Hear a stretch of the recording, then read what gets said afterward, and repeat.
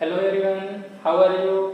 आज हम लोग देखने वाले हैं 11 का first topic the living world. Living world जो रहता है इसके बारे में हम सिंपली डिफाइन कर सकते हैं कि इस यूनिवर्स में जितने भी जो ऑर्गेनिजम्स है, लिविंग ऑर्गेनिजम्स हैं या फिर हम बात करते हैं जो नॉन लिविंग फैक्टर्स है, हम इनका कंपैरेटिवली स्टडी करेंगे। तो जो लिविंग फैक्टर है या नॉन लिविंग फैक्टर है, इन सभी के बारे में और इसमें कुछ स्पेशल पॉइंट्स की जिसके बेसिस पर हम लिविंग ऑब्जेक्ट को नॉन लिविंग ऑब्जेक्ट से हम सेपरेट कर सकते हैं। अगर हम बात करते हैं इस वर्ड की, तो हमको पता है कि ये इसमें जो इसकी कॉम्प्लेक्सिटी है या डाइवर्सिटी की बात करें, बहुत ही वास्ट है। जैसे हम बात करते हैं इसमें जो माइक्रोब्स है इनकी नंबर बहुत ज़्यादा है और जो डेवलप्ड ऑर्गेनिजम्स हैं इसकी नंबर कुछ कम है।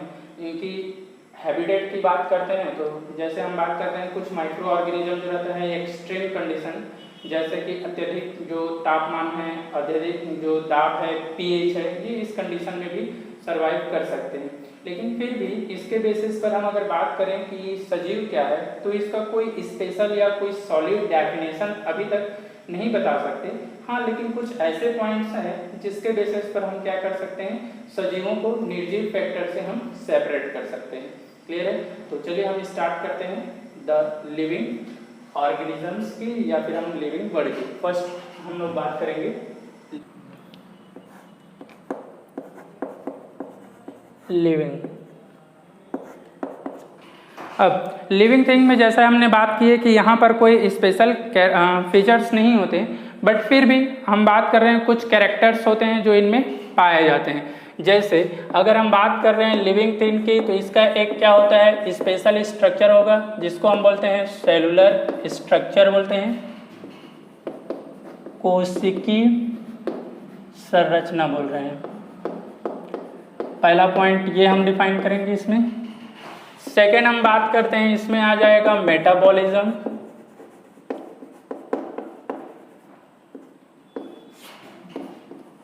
उपापचय। थर्ड कैरेक्टर हम बात करेंगे इसमें, ये है ग्रोथ,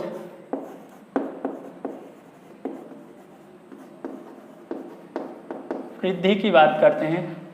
फोर्थ हम लोगों को बात करना है इसमें रिप्रोडक्शंस की,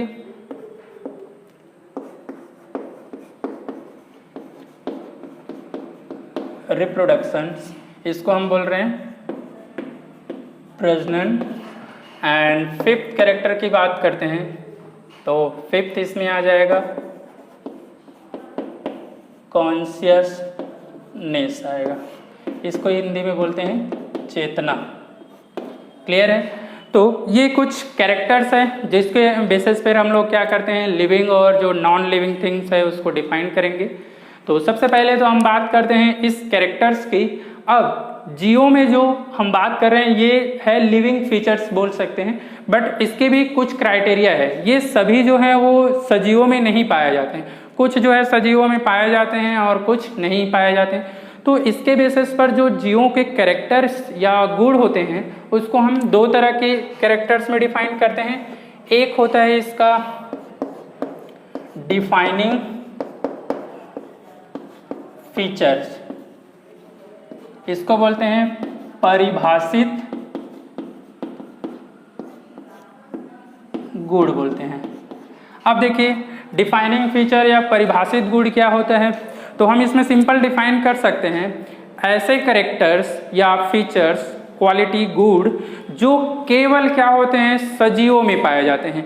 मतलब इसका एक रिजिड कंडीशन होगा कि ये केवल सजीवों में पाया जाएगा, इसके अलावा दूसरे जो जीव रहेंगे या ऑब्जेक्ट है जैसे नॉन लिविंग है, निर्जीव है, उसमें ये नहीं पाया जाएगा। तो अगर कोई गुण या क्वालिटी जो है सजीवों में पाया जा रहा है तब उसको हम क्या बोलेंगे, डिफाइनिंग फीचर बोलेंगे। और ऐसे कैरेक्टर जो क्या होते हैं सजीवों में भी पाया जाता है और निर्जीवों में भी पाया जाएगा, तो ऐसे कैरेक्टर्स को हम क्या बोलते हैं, कैरेक्टरिस्टिक्स फीचर, लाक्षणिक गुण बोलते हैं। तो पहले हम बात कर रहे हैं डिफाइनिंग फीचर्स की, परिभाषित गुण की। तो यहाँ पर क्या होता है, केवल लिविंग ऑब्जेक्ट में, ऑब्जेक्ट या फिर हम बोल रहे हैं सजीव में पाया जाने वाला गुण। तो ये याद रखिएगा, अगर केवल सजीवों में पाया जा रहा है तब इसको हम क्या बोलेंगे, परिभाषित गुण बोलेंगे। ठीक है, अब इसमें हम एग्जाम्पल की बात करते हैं। तो देखिए, फर्स्ट सजीव जो रहता है इसका एक स्पेशल क्या होता है, स्ट्रक्चर होता है, जिसको हम बोल रहे हैं सेलुलर स्ट्रक्चर। ऊपर में लिखे हैं कोशिकी संरचना होगा। दूसरा इसमें क्या होता है, मेटाबॉलिज्म्स पाया जाएगा। और तीसरा ग्रोथ भी पाया जाएगा, लेकिन ग्रोथ जो होता है सजीव के साथ साथ निर्जीवों में भी पाया जाता है। तो ऐसे कैरेक्टर को हम डिफाइनिंग फीचर नहीं बोलते हैं, परिभाषित गुण नहीं बोलते हैं। ठीक है, परिभाषित जो केवल सजीवों में पाया जाए, तो ग्रोथ नहीं आएगा। रिप्रोडक्शन की बात करते हैं, रिप्रोडक्शन को भी हम डिफाइनिंग फीचर में नहीं लेते हैं। क्यों नहीं लेते हैं, क्योंकि रिप्रोडक्शन जो होता है ये क्या होता है, कुछ जीवों में नहीं पाया जाता है। जैसे नाम सुने होंगे म्यूल, खच्चर का नाम सुने होंगे। खच्चर जो होता है वो कैसा होता है, स्टेराइल होता है, मतलब बंध्य होता है, ये उर्वर नहीं होता है, मतलब फर्टाइल नहीं होता है। तो इसका मतलब अगर खच्चर की बात करें वहाँ रिप्रोडक्शन नहीं हो रहा है तो क्या वो सजीव नहीं है, लेकिन जो रिप्रोडक्शन है वो क्या है, उसके लाक्षणिक गुण वाले में आएगा। अब यहाँ पर ये परिभाषित गुण में नहीं आएगा, तो ग्रोथ और रिप्रोडक्शन नहीं आएगा।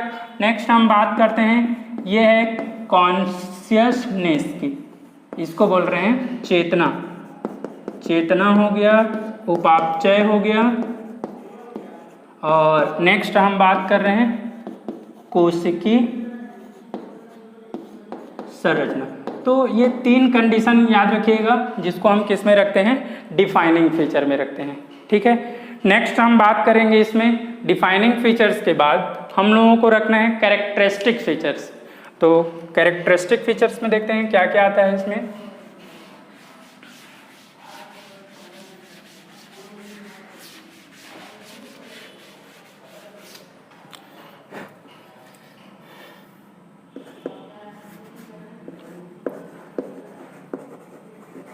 कैरेक्टरिस्टिक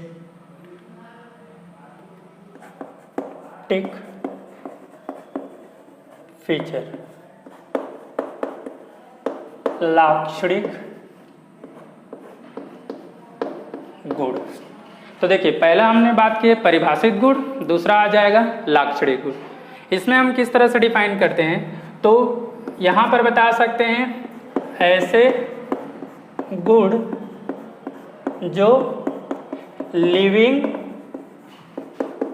एंड नॉन लिविंग दोनों में पाया जाता है। क्लियर है, मतलब हम सिंपल बता सकते हैं लाक्षणिक गुण, कैरेक्टरिस्टिक फीचर क्या होता है, ऐसे गुण जो लिविंग में भी पाया जाता है, लिविंग मतलब सजीवों में भी पाया जाएगा और निर्जीवों में भी पाया जाएगा। तो जो सजीव और निर्जीव दोनों में पाया जाएगा उसको हम क्या बोलते हैं, लाक्षणिक गुण बोलते हैं। अब लाक्षणिक गुण में क्या क्या आएगा, तो अब इसमें जो पांचों कैरेक्टर है वो आ जाएगा। तो देखिए सजीव की, सॉरी 5 नहीं आएगा, 2 आएगा। इसमें हम बात कर रहे हैं जो लाक्षणिक गुण है, इसमें आता है ग्रोथ, और दूसरा हम बात करते हैं इसमें नेक्स्ट कैरेक्टर की, वो है कौन सा, रिप्रोडक्शन। ठीक है, तो ये दो चीजें जो होता है ये किसमें आता है, कैरेक्टरिस्टिक्स या लाक्षणिक गुण में आता है। क्लियर है, अब हम लोगों को इसको डिफाइन करना है। जो लिविंग कैरेक्टर्स है, फीचर है, लिविंग में अब 5 हो गया, हम लोग उसके कैरेक्टरिस्टिक्स भी बोल रहे हैं, अब इसको डिफाइनिंग नहीं बोल रहे हैं ना। तो कैरेक्टरिस्टिक्स में क्या होगा, लिविंग के लिए टोटल 5 होता है, लेकिन डिफाइनिंग में केवल 3 आएगा उसमें से, और 2 कैरेक्टरिस्टिक वाले में आ जाएगा। तो हम बात कर रहे हैं, ये तो हो गया 2 जो कैरेक्टरिस्टिक फीचर्स में आएगा, जो लिविंग और नॉन लिविंग दोनों के लिए है। अब हम बात करते हैं इसमें फर्स्ट पॉइंट की। तो फर्स्ट हम बात किए इसमें सेलुलर स्ट्रक्चर। देखिए सेलुलर स्ट्रक्चर कोशिकी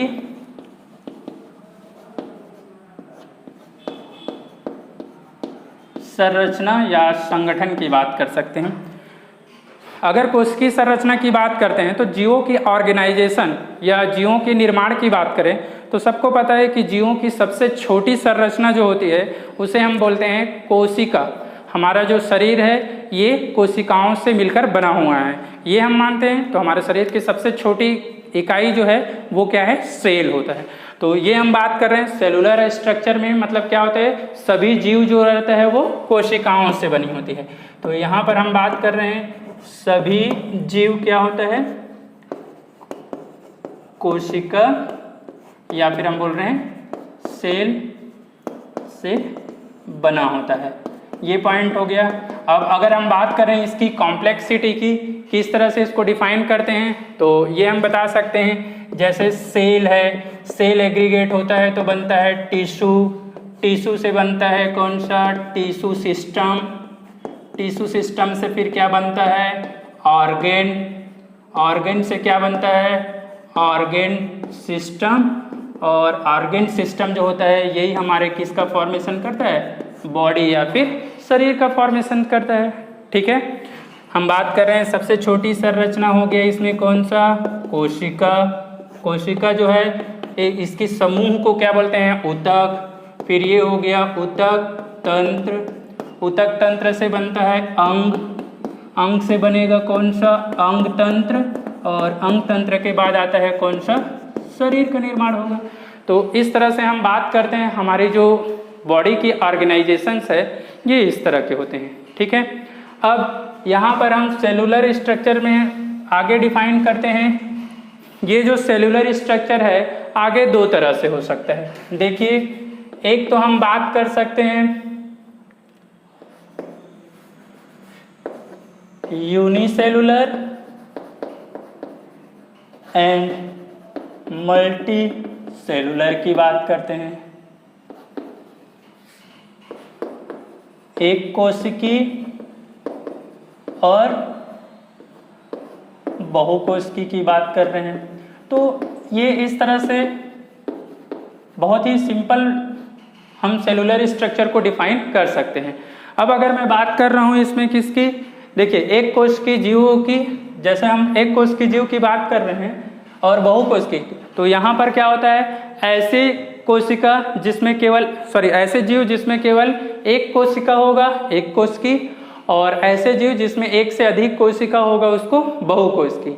ये एक सिंपल डिफिनेशन जो हम स्कूल वगैरह में पढ़ते हैं, बट एक्चुअल में अगर करेक्ट डेफिनेशन की बात करें तो ऐसे जीव जिनकी सारी क्रियाएं एक ही कोशिकाओं पर निर्भर होती है उसे हम क्या बोलते हैं, एक कोशिकी।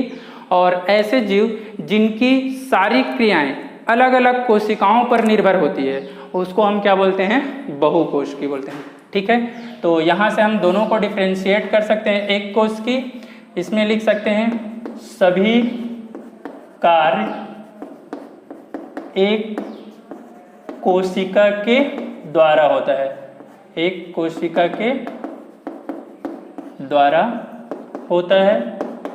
और यहाँ पर हम बात कर रहे हैं क्या होगा, प्रत्येक कार्य जो रहेगा, प्रत्येक कार्य अलग अलग कोशिका पर निर्भर करता है। ठीक है, निर्भर करता है। ये इस तरह से हम इसकी बात कर रहे हैं।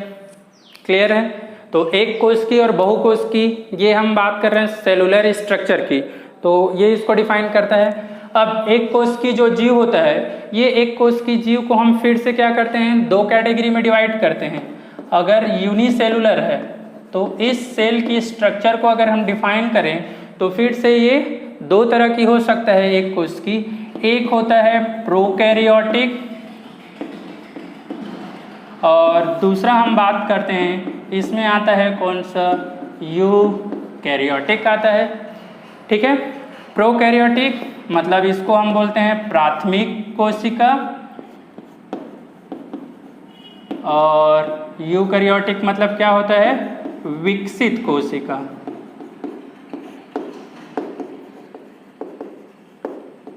ये इस, ठीक है।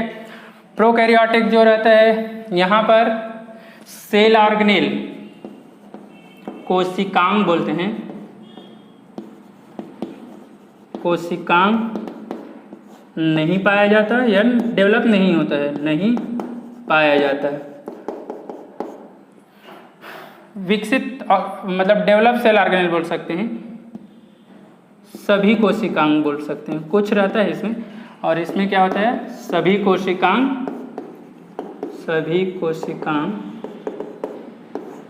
पाया जाता है। तो ये इसका हम बात कर रहे हैं एक सिंपल डेफिनेशंस की, या हम बात कर रहे हैं जीवों को जो डिफ्रेंशिएट करते हैं किसके बेसिस पर, सेलुलर स्ट्रक्चर के बेसिस पर। क्लियर है। नेक्स्ट हम बात करते हैं इसमें दूसरा जो कैरेक्टर्स है जो सजीवों में पाया जाता है, तो दूसरा कैरेक्टर इसमें कौन सा है, इसमें हम लोगों को दूसरा कैरेक्टर लेना है मेटाबॉलिज्म्स की।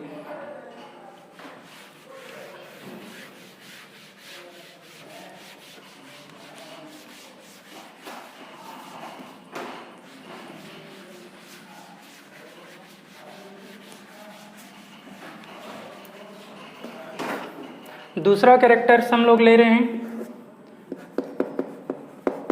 मेटाबॉलिज्म्स की, इसको हिंदी में बोल रहे हैं उपापचय बोल रहे हैं। क्लियर है। अब मेटाबॉलिज्म्स या फिर उपापचय की बात कर रहे हैं। उपापचय जो होता है ये एक्चुअल में क्या है, जीवों के शरीर में होने वाला एक रासायनिक परिवर्तन होता है। ठीक है, तो हम बात कर रहे हैं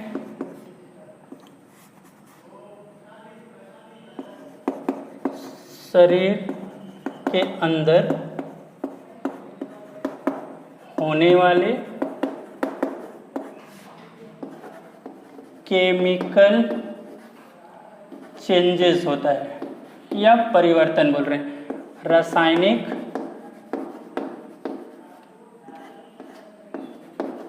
परिवर्तन होता है। तो ये इस तरह से हम इसको डिफाइन कर सकते हैं कि जो मेटाबॉलिज्म्स होते हैं शरीर के अंदर होने वाला ये क्या होता है, एक रासायनिक परिवर्तन होता है। अब मेटाबॉलिज्म्स के लिए अगर हम डिफाइन करते हैं तो देखिए सबसे पहले हम बात कर रहे हैं बॉडी की। तो बॉडी जो रहता है यहाँ पर इसकी जो सेल है, ठीक है, सबसे स्मॉलेस्ट यूनिट छोटे इकाई यूनिट की बात करें, ये क्या होता है, सेल है। अब अगर हम सेल की बात कर रहे हैं तो सेल में भी क्या होता है, केमिकल्स पाया जाता है, मतलब रासायनिक पदार्थ होता है सेल के अंदर। अब ये रासायनिक पदार्थ जो रहता है इसमें क्या होता है, चेंजेस होता है, परिवर्तन होता है। अब ये परिवर्तन जो रहता है इसकी परिवर्तन को हम डिफाइन करते हैं दो कैटेगरी में। ये दो तरह से हो सकता है, कौन कौन सा, एक तो हो सकता है इसमें सिंथेसिस का, मतलब निर्माण का हो सकता है, और एक हो सकता है कौन सा, डीकम्पोजिशन का हो सकता है। डीकम्पोजिशन या फिर इसको बोलते हैं कौन सा, अपघटन, टूटने की क्रिया, या ब्रेक डाउन बोल सकते हैं, ब्रेक डाउन। ये दो क्रिया हो सकता है चेंजेस मतलब परिवर्तन में। इसमें परिवर्तन दो होता है, एक निर्माण की प्रोसेस हो सकता है और एक अपघटन की। तो अगर यहाँ पर क्या हो रहा है, निर्माण की हो रहा है, तो निर्माण के लिए हम क्या बोलते हैं, एनाबॉलिज्म्स बोलते हैं। एनाबॉलिज्म्स को बोलते हैं उपचय बोलते हैं। तो इसके बेसिस पर सीधे हम बात कर रहे हैं, ये क्या होता है, सिंथेसिस प्रोसेस होता है। सिंथेसिस प्रोसेस मतलब निर्माण क्रिया है ये, इसको हम क्या बोलते हैं, निर्माण क्रिया। अब देखिए ये इसका मेन डेफिनेशन यही है, निर्माण क्रिया, लेकिन इसको लिखते कैसे हैं। अगर इसको हम बात कर रहे हैं सब्जेक्टिव पेपर की अगर तैयारी करें तो इसका थ्योरी कैसे लिखेंगे, जीवों के शरीर के अंदर होने वाली ऐसी क्रिया जिसमें सरल पदार्थों से क्या होता है, जटिल पदार्थों का निर्माण होता है, उसे हम क्या बोलेंगे, एनाबॉलिज्म्स मतलब उपचय। तो यहाँ पर जो क्या होगा, सिंपल सब्सटेंसेस होंगे, ये किस में चेंज हो जाएगा, ये चेंज हो जाएगा कॉम्प्लेक्स सब्सटेंसेस में चेंज हो जाएगा। ठीक है, मतलब इसका क्या होता है यहाँ पर, निर्माण, जटिल पदार्थ का क्या हो रहा है, निर्माण हो रहा है। ऐसा कोई रिएक्शन बताओ जहाँ पर जटिल पदार्थों का होता है, तो इसके लिए सिंपल याद रख सकते हैं, जहाँ पर जटिल पदार्थ का निर्माण होता है ऐसा रिएक्शन फोटोसिंथेसिस होता है। फोटोसिंथेसिस, प्रकाश संश्लेषण की बात करें, प्रकाश संश्लेषण में क्या होता है, कार्बन डाइऑक्साइड और H2O ये होगा, ये किस में चेंज हो जाता है, कार्बोहाइड्रेट में, और ऑक्सीजन गैस क्या करता है, मुक्त करता है ये इसको। तो अब इसके बेसिस पर देखिए, कार्बन डाइऑक्साइड और H2O ये दोनों सरल है, लेकिन ये जो बन रहा है ग्लूकोज या कार्बोहाइड्रेट बोल रहे हैं, ये कैसा है, जटिल पदार्थ है। इसका मतलब ये किस में आएगा, निर्माण की क्रिया में आएगा। तो हम बात कर रहे हैं यहाँ पर बैलेंस करने की, तो ये 6 हो जाएगा, ये 12 हो जाएगा, इसको 6 ही रखते हैं अभी, ये भी 6 हो जाएगा, और 6 मॉलिक्यूल क्या होगा, ऑक्सीजन रिलीज होगा। ठीक है, ये तो हो गया एनाबॉलिज्म। इसके साथ साथ हमको दूसरा प्रोसेस देख रहे हैं, दूसरा क्या होता है, केटाबॉलिज्म्स होता है, केटाबॉलिज्म्स होता है। केटाबॉलिज्म्स को हम हिंदी में क्या बोलते हैं, इसको बोलते हैं अपचय बोलते हैं। अब जस्ट अपोजिट ये क्या है, सिंथेसिस की प्रोसेस है, तो इसको हम क्या बोलेंगे, ब्रेकडाउन प्रोसेस, मतलब अपघटन की प्रोसेस है, ये टूटने की क्रिया है ये। क्लियर है। इसके बाद हम बात कर रहे हैं ब्रेकडाउन के साथ साथ सेकेंड प्रोसेस की।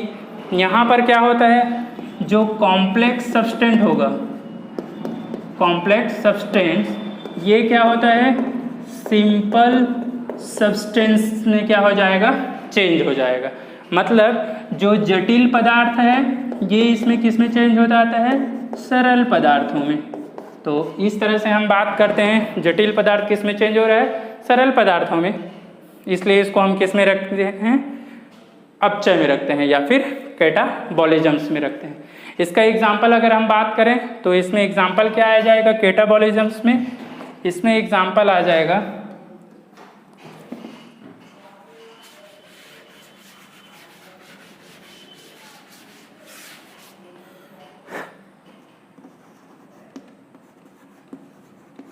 रेस्पायरेशन आएगा,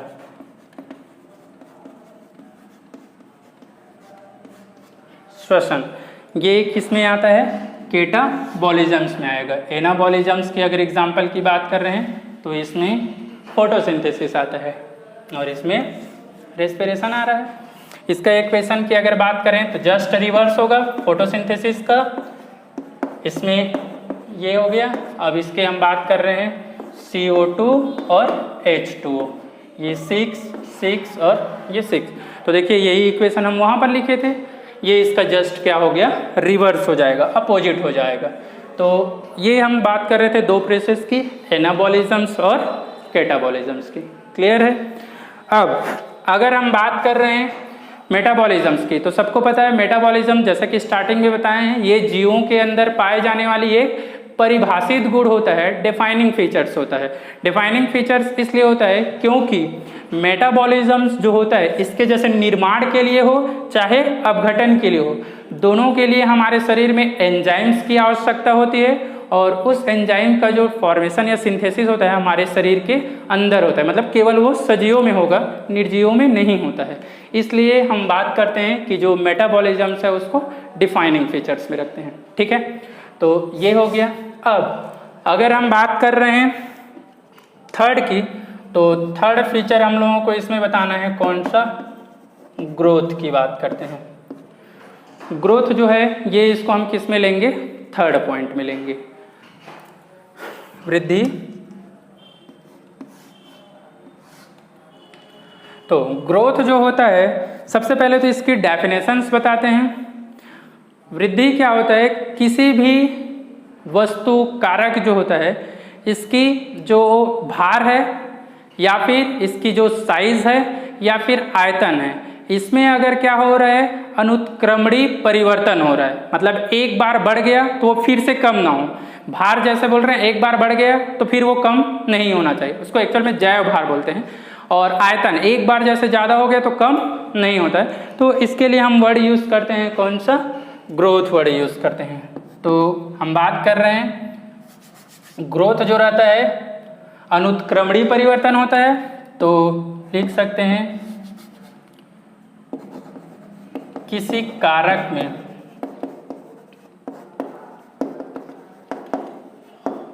होने वाली अनुत्क्रमणीय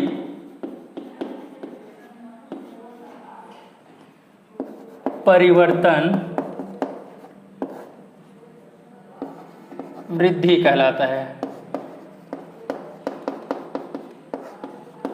अब जैसे करके बता सकते हैं, तो यहाँ पर जैसे में फर्स्ट पॉइंट बायोमास जो है में वृद्धि बोल रहे हैं, परिवर्तन बोल सकते हैं।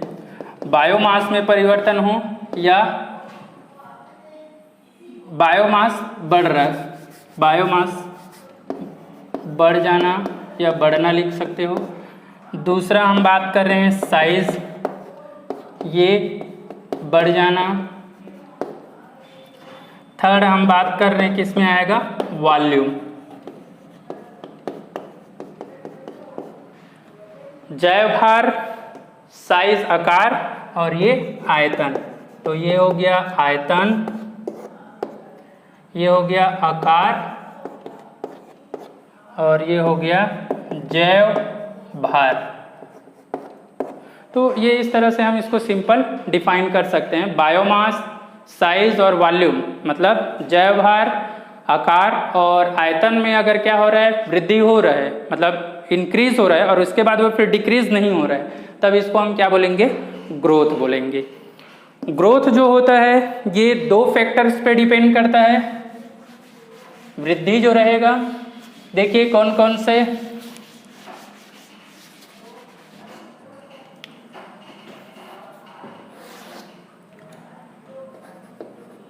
ग्रोथ,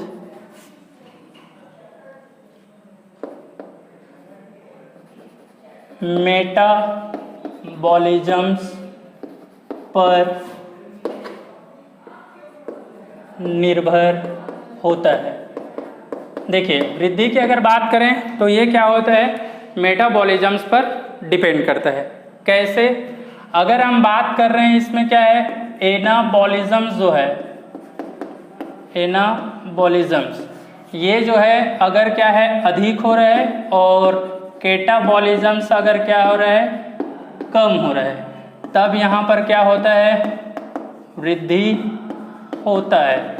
अब ये वृद्धि जो रहेगा ये कैसा होता है, धनात्मक होता है। मतलब इसका मतलब ये हुआ कि जो छोटा रहेगा वो बड़ा होगा, कम भार वाला रहेगा वो अधिक भार वाला होगा। ठीक है, अगर हम बात कर रहे हैं एनाबॉलिज्म और कैटाबॉलिज्म्स, अगर ये दोनों ही क्या है, बराबर है, उपचय और अपचय दोनों समान हो रहा है, तो यहाँ पर क्या होगा, कोई परिवर्तन नहीं होगा, कोई परिवर्तन नहीं होगा। और अगर हम बात कर रहे हैं यहाँ पर एनाबॉलिज्म जो है, उपचय जो है, ये क्या है, कैटाबॉलिज्म से कम हो रहा है। तो अगर ये इस तरह से है तो यहाँ पर वृद्धि जो होगा ये कैसा होता है, ऋणात्मक होता है। ऋणात्मक होने का मतलब यहाँ पर क्या हो जाएगा, डेथ हो जाएगा या फिर मृत्यु की ओर जाने लगेगा।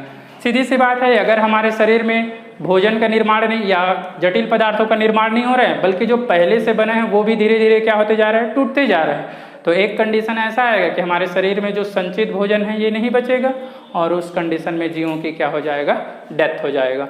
तो ये हम बात करते हैं जो ग्रोथ होता है ये क्या होता है, मेटाबॉलिज्म पर निर्भर होता है। तो मेटाबॉलिज्म में किस तरह से हम ये चेंजेस करते हैं, तीन कंडीशंस की बात कर रहे हैं, ये फर्स्ट, सेकेंड और ये थर्ड है।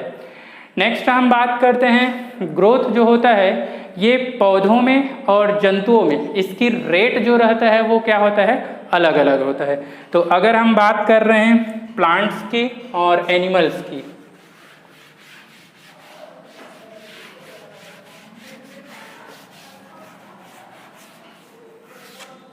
आज के लेक्चर में हम लोग यहीं तक देखने वाले हैं और इसके आगे की जो टॉपिक्स है उसको नेक्स्ट वीडियो में मैं अपलोड करूँगा। तो जो लेक्चर्स है उसको सीक्वेंस वाइज देखते रहिए, फर्स्ट लेक्चर, सेकेंड लेक्चर, और इस तरह से अपना जो कॉन्सेप्ट है वो स्ट्रांग रखिए। जब तक एक सीक्वेंस में नहीं पढ़ेंगे, कॉन्सेप्ट क्लियर नहीं होगा, तब तक हम बोल सकते हैं कि हमारा जो बायोलॉजी है वो स्ट्रांग नहीं होगा। और नीट की अगर एग्ज़ाम की बात करें तो उसमें बहुत सारी छोटी छोटी चीज़ें को हमको माइंड करना रहता है, इसलिए एक सीक्वेंस में देखेंगे, बहुत ज़्यादा वास्ट नहीं करेंगे सिलेबस, बट छोटी छोटी वीडियो जो है मतलब 35 मिनट 30 मिनट्स की, ये इस तरह से मैं अपलोड करते रहूँगा ताकि आप लोगों को भी बर्डन ना हो और आप लोगों की जो प्रिपरेशन है बहुत अच्छे से चले, स्मूथली चले। ठीक है, thank you, good day everyone.